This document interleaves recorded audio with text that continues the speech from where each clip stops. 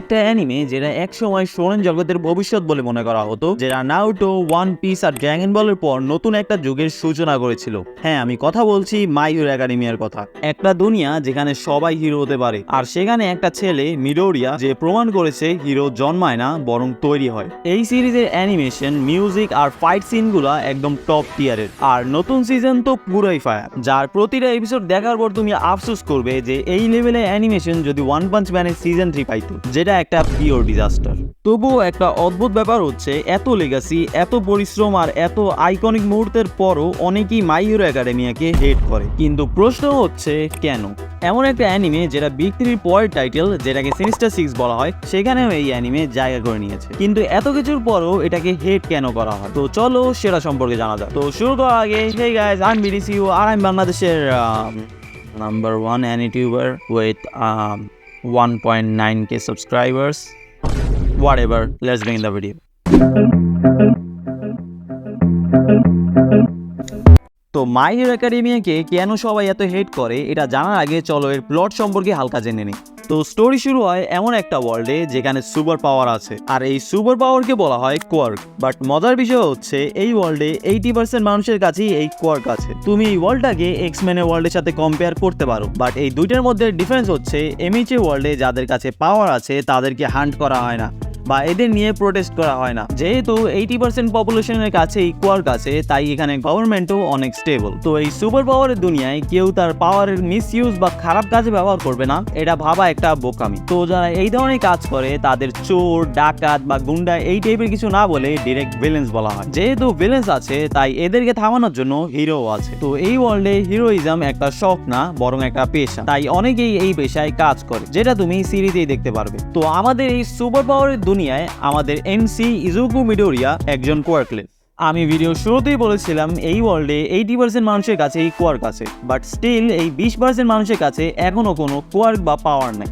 তো আমাদের main character দুর্ভাগ্যবশত এই 20% মানুষদের মধ্যেই একজন। কিন্তু আমাদের এমসি কোয়ার্কলেস হওয়ার পরও সে হিরো হতে চায়। তার আইডল অলমাইট, যে কিনা এই ওয়ার্ল্ডের সিম্বল অফ পিস আর নাম্বার 1 হিরো। তো মিডোরিয়াও চায় অলমাইটের মতো হিরো হতে। কিন্তু প্রশ্ন হচ্ছে, সে কি কোয়ার্ক ছাড়া হিরো হতে পারবে? আর কি আসলেই সে আজীবন কোয়ার্কলেস থাকবে? এইসব কিছু জানতে হলে তুমি মাই হিরো একাডেমিয়ায় এই অ্যানিমেটা দেখতে পারো। আর believe me, it is good.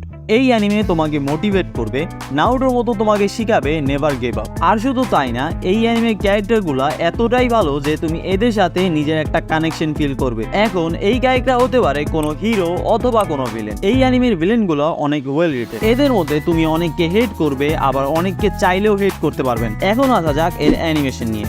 এই সিরিজের অ্যানিমেশনকে আমি ভালো বলবো, কারণ এর অ্যানিমেশন তোমাকে বোর করবে না। আর বোর না করার কারণ হচ্ছে, তুমি এই সিরিজে অনেক ডিফারেন্ট আর অনেক ইউনিক টাইপের পাওয়ার দেখবে। কিছু কোয়ার্ক এমন আছে যেটা শুরুতে দেখলে অনেক লেম লাগে, বাট পরে গিয়ে এটার প্রপার ইউজ দেখে অবাক হতে বাধ্য হওয়া লাগে।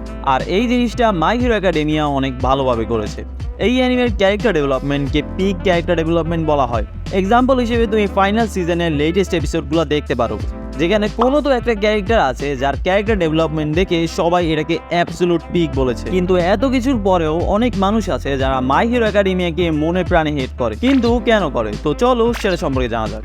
অনেকে এমএইচকে হেট করে ওভার পপুলারিটির জন্য। তোমরা যারা জানো না তাদের জন্য বলে দেই, মাই হিরো একাডেমিয়া কিন্তু বাংলাদেশ বাদে অন্যান্য কান্ট্রিগুলোতে বেশ পপুলার। তাই এটার পপুলারিটির এগেইনস্টে অনেক মানুষ থাকবে, যেটা একটা স্বাভাবিক ব্যাপার। তারা এটাকে ওভার রেটেড আর ওভার হাইপ বলে, যারা সত্যি বলতে কোনো সেন্স বানায় না। কারণ মাই হিরো একাডেমিয়া পপুলার, বাট অন্যান্য শোনের অ্যানিমের তুলনায় এটার পপুলারিটি কিছুই না। এটা ছাড়াও অনেকে এমএইচকে এর পেসিং এর কারণে হেট করে, যেটা কিছুটা হলেও সত্য। কারণ মোস্ট প্রবাবলি সিজন 5-এ এর পেসিং কিছুটা স্লো ছিল, বাট টু বি অনেস্ট অতটাও না। অ্যাটলিস্ট ওল্ড জেন অ্যানিমের মতো তো না, যেখানে তোমার একটা আর কি 30-40 এপিসোড চলে যায়। পেসিং ছাড়াও হেটার্সরা মিডোরিয়াকে হেট করে, আর এর মেইন রিজন হচ্ছে মিডোরিয়া প্রায় সময় কান্না করে। হ্যাঁ, এটা হচ্ছে রিজন। সত্যি বলতে আমার মনে হয় না এর চেয়ে লেম রিজন আর আছে। কারণ হেটার্সরা বুঝতে চায় না মিডোরিয়া দিন শেষে একজন অ্যাভারেজ টিনেজারই। অনেক এমন পরিস্থিতি আছে যেই জায়গায় ইমোশন ধরে রাখা যায় না। যেহেতু মিডোরিয়া মেইন ক্যারেক্টার, তাই ওর উপরে অনেক কিছু ডিপেন্ড করে। আর আমরা যদি মিডোরিয়ার জায়গায় অন্য কাউকে রাখি তাহলে সে হয়তো কান্নার চেয়েও আরো খারাপ কিছু করতে পারতো। আর হ্যাঁ, মিডোরিয়ার ক্যারেক্টার গ্রোথ অনেক বেশি। আমরা যদি সিরিজের শুরুর দিকে মিডোরিয়াকে দেখি আর সিরিজের শেষের দিকে মিডোরিয়াকে দেখি, আমরা একটা সিগনিফিকেন্ট চেঞ্জ দেখতে পারবো। সো হ্যাঁ, এই টাইপের রিজন ম্যাটার করে না, কিন্তু সত্যি বলতে এই রিজনগুলা কিছুই না। কারণ বেশিরভাগ মানুষ এমএইচকে হেট করে এর ফ্যান্ডামের কারণে, যেটা একটু বেশি টক্সিক। আমি যখন ফার্স্ট টক্সিক ওয়ার্ডটা শুনি তখন আমার মাথায় জুজুৎসু কাইসেন আর সোল লিভলিং এর ফ্যান্ডামের কথা মাথায় আসে, বাট বিলিভ মি, এটা তার চেয়েও টক্সিক। এই ফ্যান্ডামের রেপুটেশন এত খারাপ হওয়ার পিছনে কারণ হচ্ছে এদের উইয়ার্ড ক্যারেক্টার শিপিং, যেটা কোনো সেন্স বানায় না। তো তোমরা যা শিপিং মানে বোঝো না তাদেরকে সহজভাবে বলি, এইটার মানে হচ্ছে দুইটা ক্যারেক্টারকে কাপল বানানো, যেটা আমরা সব সময় যে কোনো ফ্যান্ডামে দেখে থাকি। কিন্তু এমএইচ এর ক্ষেত্রে এটা একটু ডিফারেন্ট। যেমন এদের কিছু ফ্যান্সরা মিডোরিয়াকে উরারাগার সাথে শিপ করে কতক্ষণ, আবার টোগার সাথে শিপ করে কতক্ষণ, আবার অন্য গ্রুপের মানুষরা মিডোরিয়াকে আসুর সাথে শিপ করে কতক্ষণ। মানে এদের মাথায় যা আসে তাই করে এরা। কিন্তু এটা এখানে শেষ হলেও মানা যেত, কারণ এই লিস্ট সামনে আরো ডার্ক অ্যান্ড ডার্কার হতে চলেছে।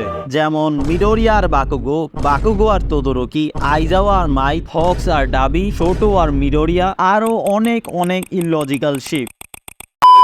আর তোমাদের যদি মনে হয় এরা জাস্ট ফানের জন্য করতেছে, না ভাই, এরা ড্যাম সিরিয়াস। তো তোমাদের একটা ঘটনা বলি, যেটা শুনলে তোমরা বুঝতে পারবে এরা আসলে কতটা সিরিয়াস। তো এমএইচ এর মাঙ্গা এন্ডিং এ যখন ফ্যান্সরা দেখে মিডোরিয়া আর বাকুগো একসাথে হয়নি এজ এ কাপল, যেটা অবশ্যই কোনো সুস্থ মানুষ তো চাইবে না, তখন তারা এমএইচ এর যে রাইটার কোহে হরিকোশি তার টুইটার অ্যাকাউন্টে গিয়ে আনফলো করতে থাকে। আর এইটার কারণে হরিকোশি তার হাজার হাজার ফলোয়ার হারিয়ে ফেলে, যেটা একটা ইনসেন ব্যাপার। তো এই হচ্ছে এমএইচ এর ফ্যান্ডামের অবস্থা, পুরো ফ্যান্ডাম গে সেটা বলা। তো তোমার এখন কি করা উচিত? এই টক্সিক ফ্যান্ডামের জন্য কি তুমি অ্যানিমে দেখবা না? অবশ্যই না। মাই হিরো একাডেমিয়া একটা ওয়েল রিটেন শোনেন অ্যানিমে, যেটা তোমার একবার হলেও দেখা উচিত। বাস এটা দেখার সময় তুমি এদের ফ্যান্সদের একটু এড়িয়ে চলবা, বিশেষ করে এমএইচ এর যে ফ্যান গ্রুপগুলো আছে ওগুলাকে এড়িয়ে চলবা, কারণ এই টাইপের গ্রুপগুলো গে শিটে ভরা থাকে। তো বর্তমানে মাই হিরো একাডেমিয়ার ফাইনাল সিজন ইয়ার হচ্ছে, তুমি এর চেয়ে ভালো সময় আর পাবে না মাই হিরো একাডেমিয়া দেখার জন্য। আর হ্যাঁ, এপিসোডগুলো শুরুতে একটু বেশি মনে হতে পারে, বাট শুরু করে দাও, ট্রাস্ট মি, তুমি রিগ্রেট করবা না। তো হ্যাঁ, এতটুকুই।